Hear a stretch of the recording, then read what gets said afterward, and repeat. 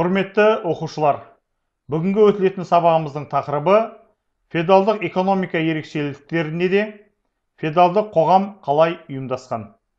Бүгінгі сабағымыздың мақсаты экономикалық қатынастардың формаларын түсіндіру арқылы феодалдық шаруашылықтың ерекшеліктерін сипаттау. Қолөнер мен сауданың рөлін анықтай отырып, орта ғасырлық қалалардың даму ерекшеліктерін сипаттау. Феодалдық қоғамның әлеуметтік құрылымын сипаттау. Үстемдік етушілер мен бағынышшылардың феодалдар мен шаруалардың өзара қатынасын сипаттау.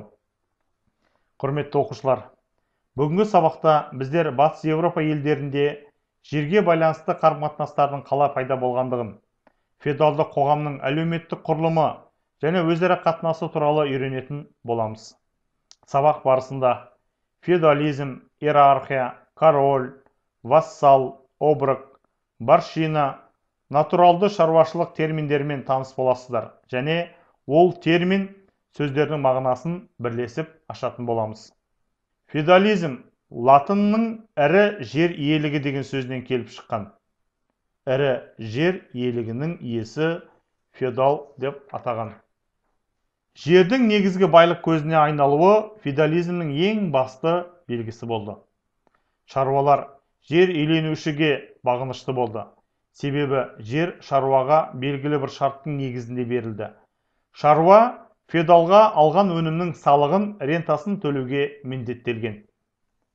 Феодализмнің алғашқы кезеңіне салықтың рента екі түрі болды. Бірінші оброк, азық-түлік салығы, екінші барщина, еңбекпен өтеу салығы. Кейінгі феодализм кезеңінде ақшалай салық түрі қосылды. Феодализмнің алғашқы сатысында натуралды шаруашылық үстемдік етті. Натуралды шаруашылық өз қажеттілігін азық-түліктер, бұйымдарды өздері өндірумен сипатталды. Натуралды шаруашылық негізінде қолөнер мен сауда дами түсті. Батыс Еуропа елдеріндегі феодалдар арасында қатынас феодалдық иерархия бойынша қалыптасты. Иерархияның басында король тұрды. Ол феодалдардың сеньоры, феодалдық бағынышылықтың сатысының басшысы еді.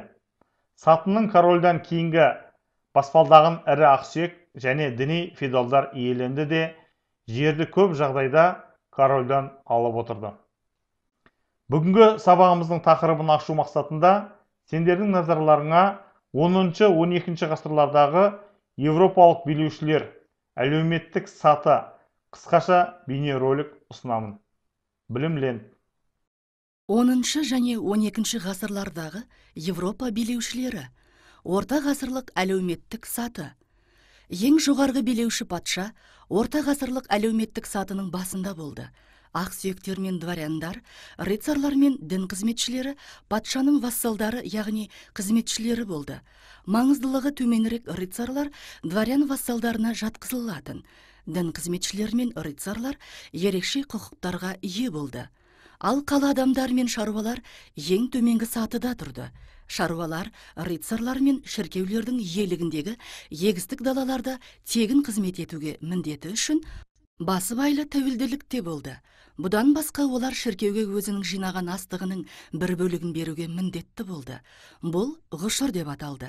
Билеушінің феодалдық жерлерін иеленгені және қамқорлығында болғаны үшін король қарамағындағы вассалдарды кез келген уақытта шақыра алды. Мысалы, соғыс бола қалған жағдайда бағынышты вассал соғысқа қатысуға міндетті болды. Міне осылайша екі жақты феодалдық жүйені өз мүдделерінде пайдаланды. 10-11 ғасырларда Еуропада замоктар көптеп пайда болды. Ол феодалдың саяси, соттық, әкімшілік, әскери билігінің орталығы болды.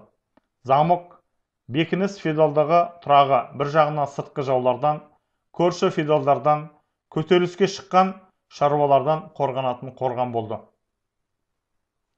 10-11 ғасырларда Еуропа тарихында аса маңызды оқиға жаңа қалалардың пайда болды. Қалалар қолөнер орталығы ретінде қалыптасып, гүлдене бастады. Орта ғасырлық қалалар сауда жолдарының қиылысында, өзен өткелдерінің маңында, адамдар көп шоғырланатын жерлерде қалыптасты. Қалаларға қол өнершілермен қатар Саудагерлер кеңінен қоныстана бастады. Базарлар орта ғасырлық қалада ең басты орын болды. Осылайша, орта ғасырлық Еуропа экономикасы қалыптаса бастады. Бірінші тапсырма. Суреттерге сүйеніп төмендегі тапсырманы орындаңыз. Бірінші, феодалдық құрылыстың негізгі белгілерін атаңыз. Екінші, феодалдар мен бағынышты тап арасында экономикалық қатынастарды түсіндіріңіз. Үшіншісі, натуралды шаруашылық түрін сипаттаңыз. Дескриптор. Феодалдық құрылыстың белгілерін атайды. Феодалдар мен бағынышты тап арасында экономикалық қатынастарды түсіндіреді. Натуралды шаруашылық түрін сипаттайды. Қорытынды. Бөлім мен жаңа тақырыпты бекіту мақсатында оқушының өзіндік жұмысына материал ұсыну кезеңі. Тест. Феодализм ұғымы. Екінші. Феодализмнің алғашқы кезеңіндегі салықтың ренті неше түрі болды? Үй тапсырмасы. Үстемдік етушілер мен бағынышшылардың, феодалдар мен шаруалардың өзара қатынасы әділетті болды ма тақырыбында 50 сөзден тұратын эссе жазу.